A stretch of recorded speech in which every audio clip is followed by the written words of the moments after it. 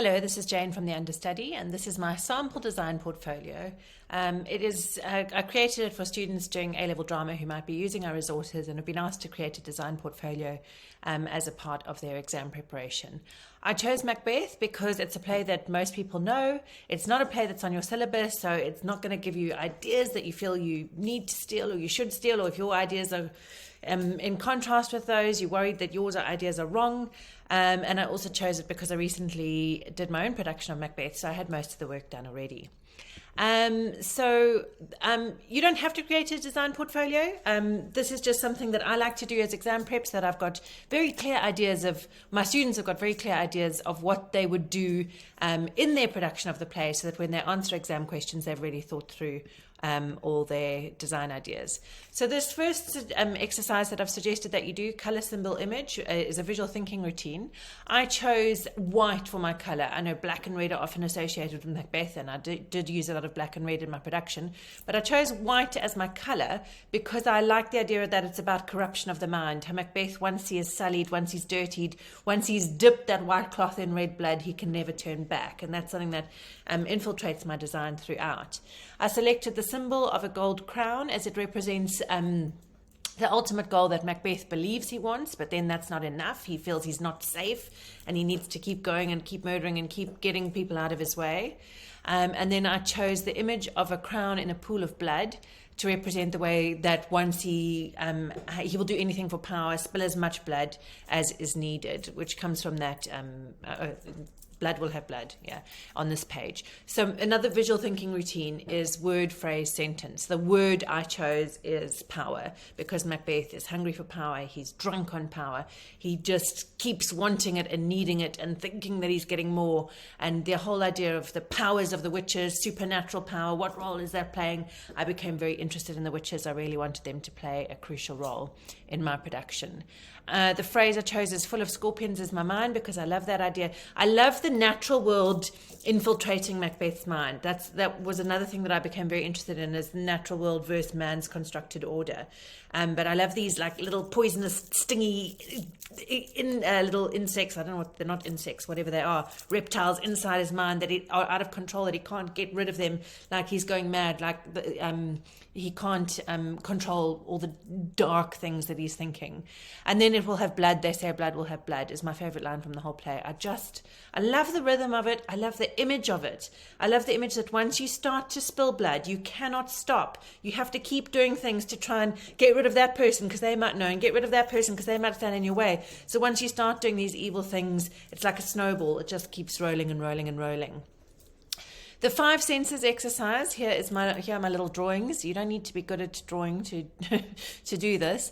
My images were moving trees, like the supernatural moving trees, the moving trees of Burnham Wood. I loved that idea. My second image was an overflowing barrel of blood, going back to that blood will have blood sentence.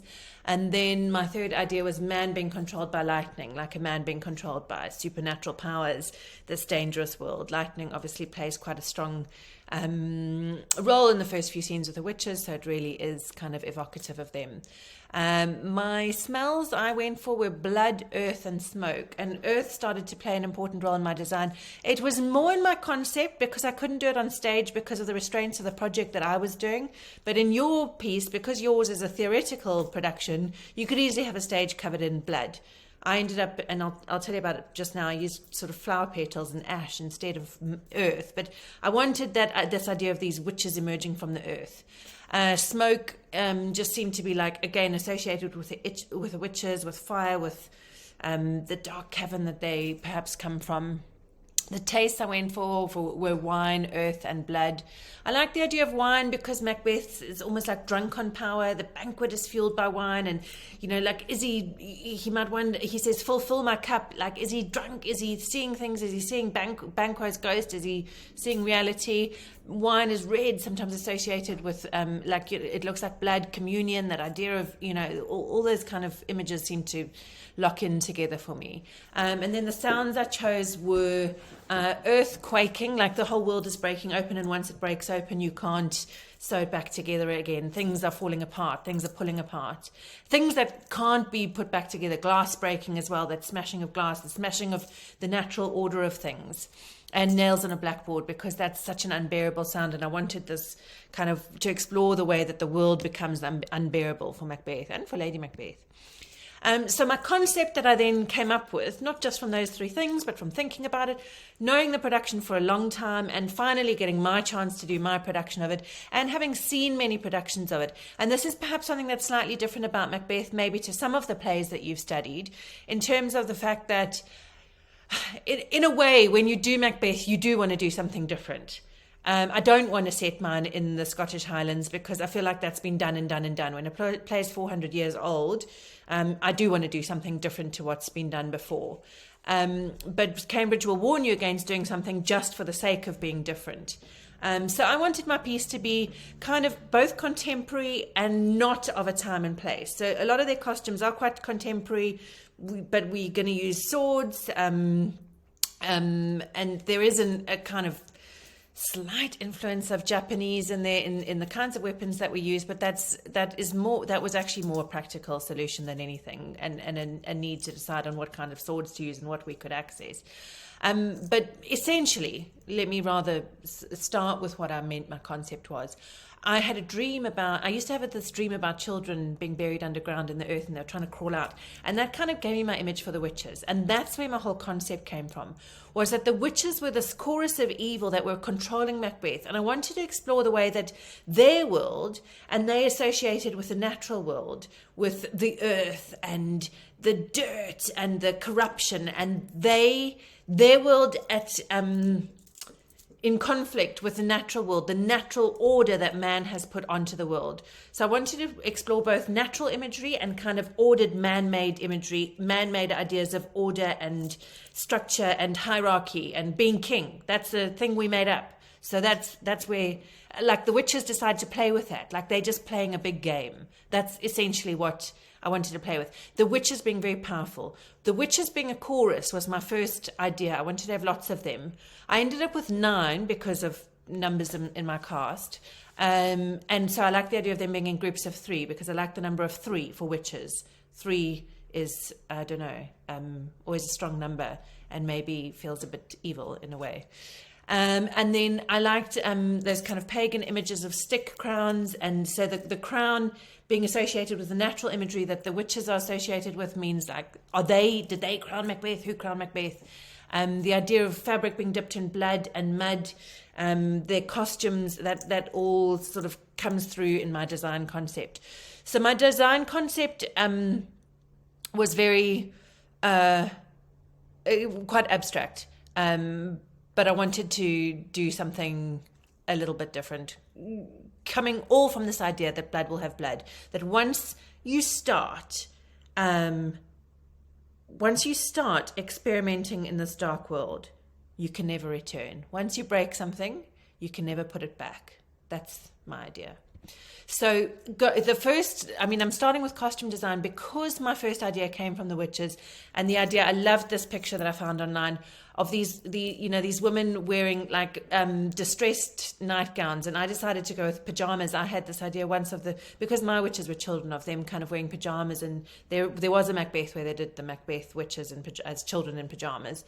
So that kind of was also at the back of my mind. But I like the idea of these women in night dresses that have been dipped in mud and blood. Mine were a bit different to this particular version. They looked like little pretty night dresses, but and then dipped as if they've been dipped in the earth in both mud and blood, as if they are kind of infiltrating the purity of Macbeth's mind, sort of.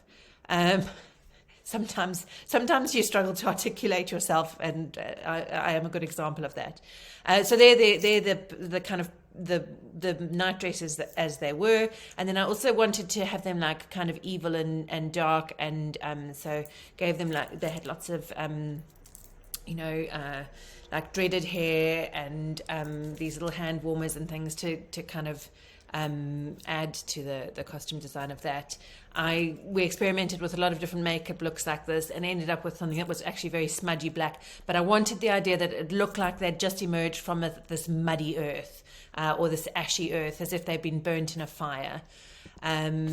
And then these are those kind of pagan images of the crown. I had this idea of sticks, the sticks of the natural world, the sticks of Burnham Wood, the sticks that might be associated with the witches. So my crowns are going to be made of sticks, and we're going to use sticks in some of the witches scenes and in the soldier scenes when Burnham Wood comes to Dunsinane. Painted the sticks white because of that idea of white and corruption and kind of purity, and also because I liked the idea that it was quite stylized. And this is where a lot of my set design ideas came from, was these kind of light boxes which I wanted to build, and they were actually remarkably easy to build. We just built like 9 little white boxes out of wooden frames with a top and a bottom, and then covered them in a thin fabric that I kind of spray painted with sprayed with blood and handprints and mud and blood and all that. Mud and blood. My whole design concept was mud and blood, so that's a simple version of that. And then put little LED lights inside them so that they would glow. And these for me represented the structures that man had created for himself. So they could be built into little castles, even though they're only little, and they could be used to transition from scene to scene in all kinds of interesting ways. They started in a circle because that's kind of a shape that's associated with witches, this kind of circle of witchcraft, that idea. And then they would be built into little towers and built into kind of a castle wall when the soldiers needed to come over the wall to kind of infiltrate Macbeth's castle. So they were partly very functional for a sort of low budget production, but also highly aesthetically exciting. And when you have any lights on stage, practicals are going to make your whole lighting design much more exciting. You'll see, if you start to look out for it in theatre pieces that you'll start to see how more and more people use that. The other main design idea for set was the idea of these massive drapes that looked like they had been dipped in the mud and blood of the witches' costumes. So this idea that the evil is coming up from under the ground and kind of infiltrating the purity of the world. And they also created like little good opportunities for the apparitions to look like sort of half illusions. They hid behind them with little torches in front of their faces. So partly practical as well. But also partly the grandeur, because it was a very tall theatre that we were performing in. They were sort of 10 meters tall, my drapes. So it created that grandeur of a castle without having to build a whole castle. So here are just some drawings that I did of what my set would look like with my drapes and my little light boxes and how I could rearrange them, and just a few different drawings. As you can see, I'm not a brilliant artist. You don't have to be a brilliant artist, but if you practice drawing little box sets a few times, or whatever shape set you decide to do, and you keep practice drawing them, do your sketches again and again and again, and you'll get better and better at them. And I was just experimenting with how I could kind of plan the kind of colors of the drapes here and what would happen with that. I ended up, just like dipping them in dye and in paint and spraying them with blood and all kinds of things, and they turned out beautifully. But I was just kind of drawing different ideas to experiment with what I liked to look at. And then here you can see more of how I was thinking about how the witches could have this circle of little boxes and the sticks could be around them, and it looks like this kind of strange mix of the ordered world and the natural world. And then one of my original ideas was to have like a pile of mud that the witches could emerge out of. I couldn't do that with the restraints of my project. Theoretically, I might have done that. But what I ended up doing was getting millions of, not very environmentally friendly, these synthetic black petals that you can actually buy very cheaply. It's a trick of mine. I do it a lot. I use them again and again and again. But synthetic black petals, and making a pile of them in the center. And then the witches would lift them up and sort of play with them in the beginning, and they eventually ended up spread all across the stage. So it looked like a kind of dead ash, a dead world. And it's a post-battle world that we kind of start the play in. So that's where it was, like this world that's been burnt or something like that. I mean, essentially, I would have had mud had I been doing a project theoretically, or a much bigger budget. Coming back to costume a bit, because I've talked about the witches' costumes, but this is Lady Macbeth's costumes. Like I said, it was going to be, I wanted it to be quite contemporary, but not really located in a time or place. And this whole costume design goes with that idea of being sullied, being corrupted, because what we wanted to have was her. I never ended up doing this because we were doing an abridged version and we did it so fast that she didn't have time to change. But the original idea was that she would be wearing all white to start with. And then as she committed the murders, her costume would get, as she, she goes back and she takes the knives to put in the guard's hands. So she comes back and her hands are covered in blood and her costume would start to be covered in blood. And then by the time we get to Banquo's, or the coronation scene, which we sort of added in a kind of physical theatre coronation scene, by the time we get there, she's wearing this kind of stunning red dress. But she's very elegant. She's very kind of in control, kind of businesswoman-y that knows what she's doing. And then by the end, she's in her white nightgown again. She looks like one of the witches, actually, but without the kind of black that they had around their nightgowns. But she's lost all that kind of power and control. So that was our idea for that. And then the Macbeth and other sort of actors who played soldiers, I wanted to put them in I didn't end up doing this. Again, we went with all blacks because we didn't have the budget for it, but camouflage pants and tank tops and but then a mix of those like arm guards that look like armor because we were doing sword fighting. So we've got a mix of modern and more kind of traditional costumes, but they looked like dangerous soldiers at war. I wanted to have that feeling that this is a post-battleground, that these are dangerous soldiers. Macbeth is a dangerous soldier. That's one of the important things that I wanted to get across in the early moments of the play. And then this idea, and maybe these ideas are too mixed. You can discuss amongst your class and criticize my ideas, but I think it worked in the moment. That once Macbeth gets back to his castle, and then this was the idea that he would put on his suit again and he becomes a politician rather than a soldier. And he puts on this a kind of mafia-inspired politician. But also we had this light... So, I don't know. Yeah, so he was going to wear this black polo neck with this. He did wear this black polo neck with this gold chain, and then he had a more muted suit early on. And then once Lady Macbeth got into her red dress, and he had become king, he now went really over the top with a kind of glamour of his outfits. And I liked the idea that he was kind of drunk on that power and celebrity and like living his best life. And then, weapons. So you have to decide how to do your fight scenes in a play like this. And this was largely influenced by what I could get. And I could get these, I've forgotten what they're called, but it's a Japanese style of sword that I could... was able to choreograph a sword fight with, and have swords that were not toys but were also going to look quite real on stage and also be safe to use. So that was where we got to with that idea, but it kind of did lend a kind of design idea to the whole piece. But again, I love the idea that it's not set in a specific time or place, my particular version of Macbeth. That's probably not a good idea for your exam, though, because you do need to show aware of the context. If you decide to do something different, then then make sure that you acknowledge what the original context is.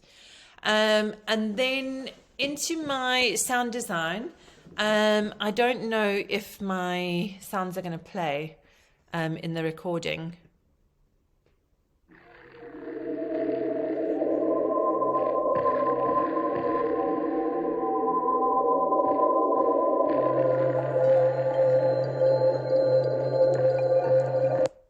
Okay, so the first sound that I had is the apparition. The first sort of group of sounds that I've put together is the kind of eerie cave sounds of the apparitions, the forest, Banquo's murder, and the witches whispering. This is where my original idea came from.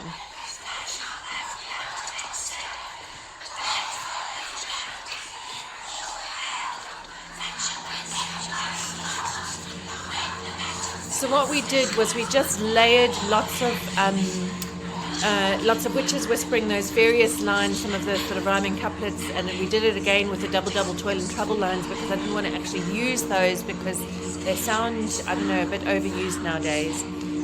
So we just layered them on top of each other with some kind of eerie drone sounds and that kind of thing. So we had this group of sounds that were all this like eerie cave-like dripping sounds, got the natural world coming in. And then those kinds of sounds were contrasted with the sounds of the castle, of the military world, of man's world. And these were all quite orchestral and grand and military in a way. So things like this.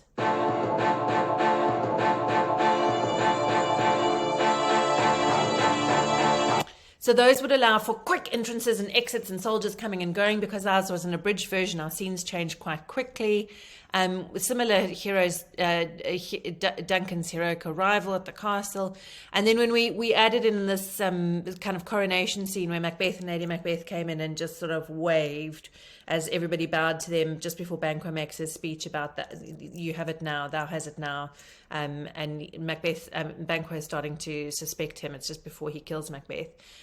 So this kind of music is kind of also in that world of military, orchestral, a little bit cinematic, those kinds of moods. Quite dark. I was never sure about that, but the cast loved it, so we ended up using it. And then going into that world as well is the soldiers. Okay, I'm going to skip ahead. Lighting design.